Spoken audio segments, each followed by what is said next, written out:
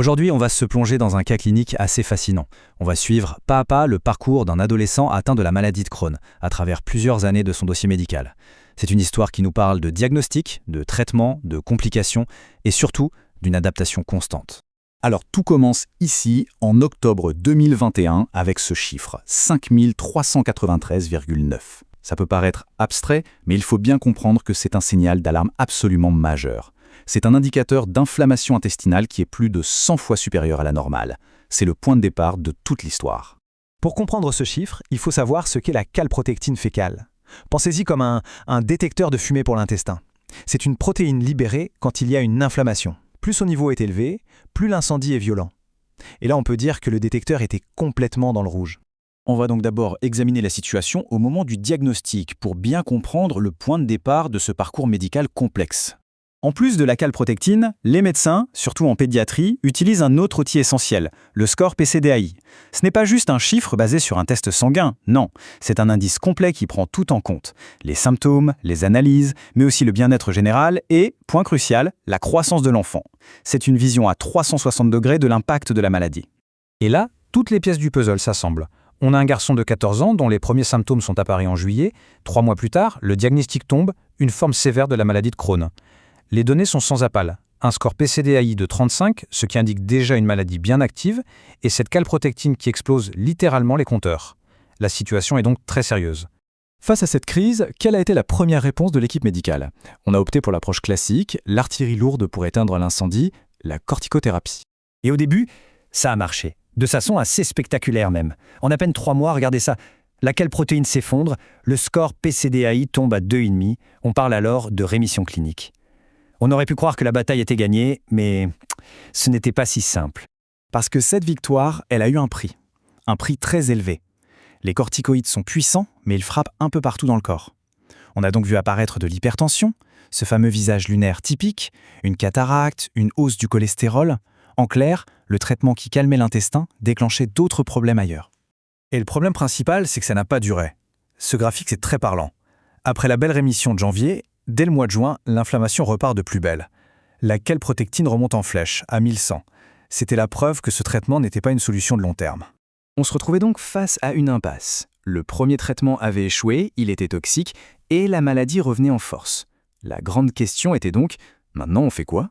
C'est là qu'intervient un véritable tournant stratégique dans la prise en charge. On a décidé de passer à une approche complètement différente, une thérapie biologique bien plus ciblée. La différence fondamentale, c'est la précision. Si les corticoïdes sont un bombardement de zone, l'infliximab, lui, c'est un missile guidé. Il va viser et neutraliser une protéine bien spécifique, le TNF-alpha, qui est l'un des principaux chefs d'orchestre de l'inflammation dans la maladie de Crohn. Et l'effet a été saisissant. La chronologie parle d'elle-même. Dès le début du traitement, le score PCDAI, qui était remonté à 25, s'effondre. Puis, en avril de l'année suivante, la calprotectine devient carrément indétectable. Et enfin, en avril 2024, le PCDAI atteint 0. 0. C'est ce qu'on appelle une rémission profonde. Mais l'impact le plus transformateur n'est pas seulement dans les analyses. Il est là dans ce tableau. Ce traitement a permis au patient de grandir. Il a pris 20 kilos. Il a grandi de plus de 5 cm. Son indice de masse corporelle s'est normalisé. On ne parle plus seulement de contrôler une maladie, on parle de lui rendre sa croissance et son adolescence. Par contre, et c'est souvent le cas avec les maladies chroniques, atteindre la rémission, ce n'est pas tout à fait la fin de l'histoire. La gestion sur le long terme amène son propre lot de défis. Et le premier défi est arrivé en mars 2024. De nouveaux symptômes sont apparus. Cette fois, ce n'était pas l'infliximab le responsable, mais un médicament qui était donné en soutien, l'azatioprine. Le patient a développé un lupus induit par ce médicament. Ça montre à quel point la gestion de ces traitements est un vrai jeu d'équilibriste. Heureusement, comme le note le rapport médical de l'époque, une fois le diagnostic posé, l'arrêt du médicament a suffi. L'évolution a été rapidement favorable et les symptômes ont disparu. Une gestion de crise efficace. Mais un autre problème, plus insidieux, se tramait. C'est ce qu'on appelle l'immunogénicité. En gros, c'est le corps du patient qui se met à fabriquer des anticorps contre le médicament, le neutralisant. Regardez bien, en août 2023, tout allait bien, mais en juin 2024, le niveau d'infliximab dans le sang est devenu quasi indétectable, pendant que les anticorps, eux, ont explosé. Le traitement avait perdu son efficacité. Alors, comment est-ce qu'on s'adapte quand le traitement qui a si bien marché commence à ne plus fonctionner? C'est le dernier chapitre de ce parcours, du moins pour l'instant. La stratégie est assez logique. D'abord, on voit que l'inflammation revient, la calprotéine remonte. Première réaction, on augmente la dose du médicament pour essayer de surmonter la résistance des anticorps. Ça n'a pas suffi. L'étape suivante, c'est donc de changer de molécule, de passer à un autre agent biologique qui a une cible différente. Ici, l'ustekinumab. Tout ce parcours illustre parfaitement le dilemme central de ces traitements au long cours. D'un côté, des bénéfices immenses, le contrôle de la maladie, une croissance normale, une bien meilleure qualité de vie. De l'autre, des risques bien réels, les infections, les réactions aux médicaments ou encore la perte d'efficacité avec le temps.